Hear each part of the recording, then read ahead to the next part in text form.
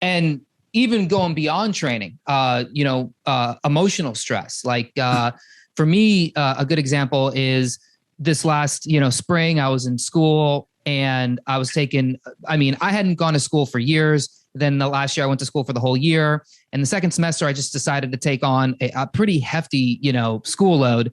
And between that and, my business and just trying to have like a somewhat normal life. And then of course there's the, lockdowns and COVID and everything going on. By the end of the semester, my HRV was low as it had ever been on the ring. And it's not like I was physically like working harder. I wasn't like I was working out the same amount.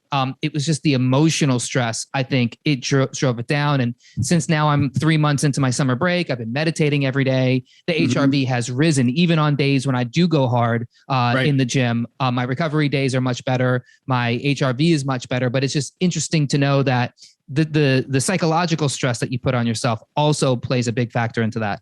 Your mind does not know whether it's a real tiger or a paper tiger. Okay.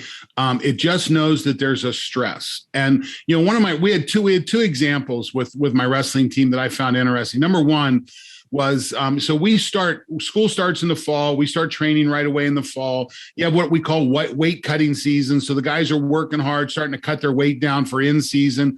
We have a couple competitions before Christmas.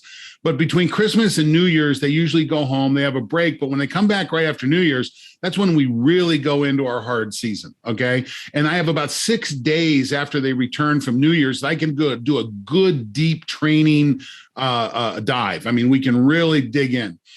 Well, when we started measuring HRV, we came back and normally the guys get back and we really pound them the day they get back. Well, they get back and I looked at their HRVs coming into practice and I go wave off the head coach. I go, listen, these are the worst HRV measurements we've gotten in 2 years.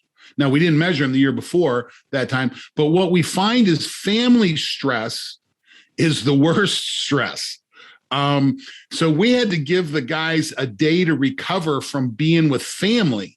To get them back in their routine. So that was an interesting observation that we made. So it's important to pay attention to that. Listen, vacation can be stressful. You're changing routines. You're in the sun. There's a lot of things going on, probably some alcohol in on top of that. You got to pay attention to that.